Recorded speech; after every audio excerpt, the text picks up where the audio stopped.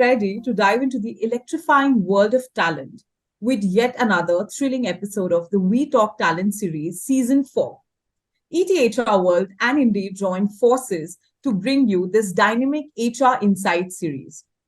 We are here to ignite your passion for talent and HR as we unite the finest HR experts and voices in the country.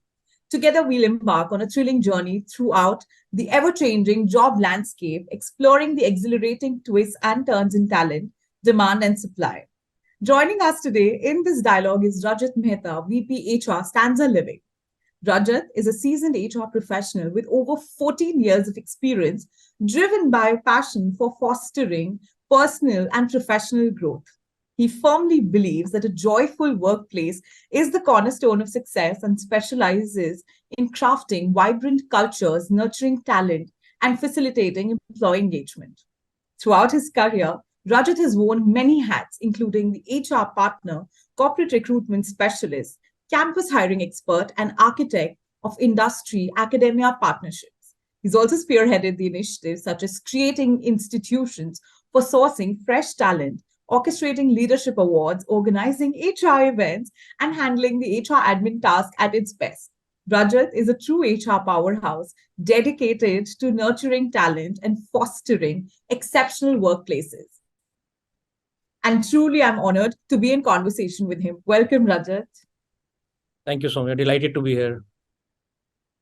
Thank you so much. And yes, I'm going to start with the first question for this interaction, Rajat. And kudos to you. Stanza Living has earned the distinction of being one of India's top startup employers in the past.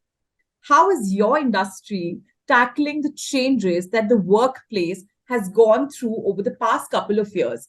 If you could just share an overview with us. Sure. I think somewhere with the overall ecosystem, startup ecosystem has changed now, evolved. Most of the startups are looking for a profitability now. Most of the investors and entrepreneurs are feeling the heat of becoming profitable, and they believe in now a sustainable financial model. Things have changed, things have evolved in last couple of years. We are now much more focused on structuring the organization. We are far more structured when it comes to outcome of every individual in the organization, defining the KRAs and the KPIs of every individual to ensure that the outcome, we have the optimum outcome from every individual, those who are there in the organization. Earlier, we never used to do a lot of compensation benchmarking, but now there is a strict focus on quality and cost per hire. We keep a close track on training cost. We keep a close track on the perks which we give to employees nowadays. We keep a very close track on travel cost for that matter. So keeping in mind, the current scenario and eyeing towards becoming EBITDA positive, operational positive, we have taken certain steps, just to ensure that the overall organization is heading towards a profitability. Thank you for that, Rajat. I think that's a very interesting way you shared it, and very, very candidly, I must say. A lot of leaders don't feel very comfortable talking about it, but thank you so much for putting this out. And I think a lot of organizations and a lot of leaders are going to learn a lot from this. I'm just going to quickly shift gears on this conversation, and also would like to understand if you could shed some light over your employer branding strategy, since it is of so much importance today, and how it has evolved. What has this journey been for the past few years for you? Sure. I still remember when I first joined a startup, probably more than a decade back, employer branding hardly used to, there in the ecosystem. But over the period of time in last 10 years, we started using social media in a best possible manner, started using Facebook, Twitter. Then came an era wherein we started using our company website, which is much more two-way communication. Now we use it much more effectively. There are many testimonials.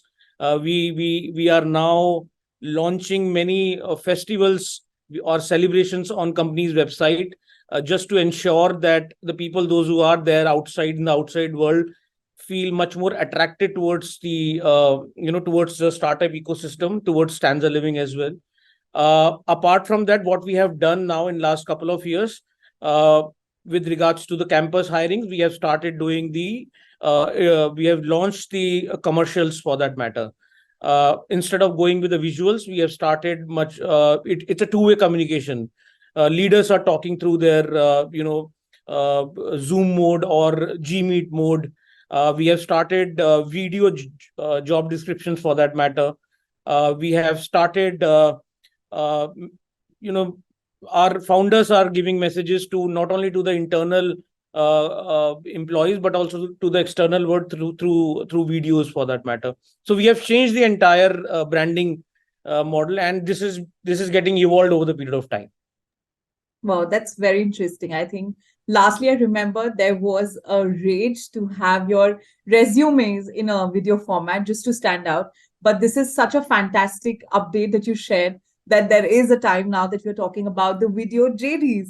So wow, that's really, really like path breaking. Many kudos on that. Thank you. Thirdly, I would want to talk about that a World Economic Forum report, which is the Future of Jobs report, has identified the complex problem solving, critical thinking, creativity, emotional intelligence, and cognitive flexibility among the top skills required by the workforce of the future. How do you envision the significance of soft skills changing in the future from here? I think somewhere it's very very important that soft skills plays a very important role in a startup ecosystem. I would say it's all about taking the ownership and how a person can solve problems, how a person can be more flexible, how a person can be more agile, right? How a person can be much more outcome oriented. Nowadays, soft skills are not only related to good communication skills, but for leaders, it's also about empathy, it's also about sympathy, it's also about continuous learning, right? Just like process reengineering. So soft skills definitely plays a key role at this point of time, because it's a cutthroat competition in today's era, with the education system getting evolved, with new generation being taught on these soft skills. Over the period of time, I'll not shy away from saying that we will definitely see a talent coming up with uh, massive outcome oriented methodology.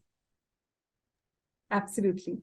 And I think you get to see this diversity a lot of fresh talent, or the Gen Zs, as we say. They are very inclined towards joining the startups and being a part of this ecosystem. So thank you. Thank you so much, Ajit, for sharing that. Recently, I just recall that a Deloitte survey had found out that about 49% of the Gen Z respondents, they prioritize opportunities for learning and development when choosing a job, which truly indicates a strong emphasis on continuous skill enhancement that you talked about and an overall career growth. So, if I just kind of amalgamate this and bring it back to you, what is your take on the new generation, or the Gen Z as we call them, entering the workforce, and how do their expectations differ from the previous generations? Uh, Soumya, it's been more than 7-8 years that I've started visiting campuses, started doing a lot of lateral hirings. I realized that today's generation is much more aware about what they want to do in life, right? If they want to be in a supply chain domain, they will stick themselves to a particular domain. If they want to be in tech, they want to be in product, or they want to be in procurement, they want to be in HR, they'll stick to that particular domain. And also, I would really congratulate the entire education system here to create that awareness among them. Today's millennials not only wants to grow in the hierarchy, but also they keep a very close eye on the monetary aspects as well, monetary gains. If you look at today's education system and the opportunities which are there in Indian economy, being the fifth largest economy in the world, you will see a lot of reverse brain drain happening. A lot of people from the Ivy League colleges finishing their masters or graduations, they're coming back to India because they're getting much better opportunities for that matter, right? There are much better opportunities in terms of, in terms of growth, in terms of value for money for that matter. And plus, they will have that opportunity to be with their families near to the near and dear ones. So we have seen that shift in last 4 to 5 years. It's not only about what they are earning on the monthly basis or on the yearly basis. It's also about how they can create wealth around themselves, which the wealth is probably it's a given opportunity through startups only. Once the startup goes for an IPO or the valuation goes up, it's a great opportunity for Gen Zs to get the wealth out of it. And many employees, many young generation people, they have really earned well through wealth in last 4 5 years. Absolutely. I think that's a very reinforced vision and mission that you talked about. I could just kind of, relate to the employer branding strategy that you have. And when you come forward and you talk about this, that's like a beautiful, I would say, a roadmap that you've crafted. So that's very, very interesting. So Rajat, all this while we've talked about, what you've planned or how things are going. That also brings me to a little pain point that if there are some milestones, there are some winning flags, there are going to be some pitfalls also in this journey, right? So let's just talk about the prominent challenges that you faced in the TA space and where, I mean, if there are a couple of strategies that you use to overcome them, that would be great. So I think the biggest challenge which is there at this point of time in startup ecosystem is, one, how to retain your how to retain your existing talent, and second is how to attract the talent which is there, best of the talent which is there in the market. Now, coming back to the point one, how things have changed in last 2 years. As I mentioned that this is a time of consolidation. This is the time of cost optimization. We are not, I mean, startup is not very keen on, shelling money left, right, center to the people those who are available in the market. But on the other hand, we are very, very keen to bring right set of talent, nurture the talent, show them the right path to grow, and to grow along with the organization. But on the other hand, when we talk about mature startups, they have deep pockets. They have all the means to attract talent, not only from the monetary perspective but also from the growth perspective. I think that's where the main challenge lies in. And for that, we have to nurture our talent. We have to have a positive word of mouth in the market. We have to use branding in a best possible manner, just to attract talent and retain talent for that matter.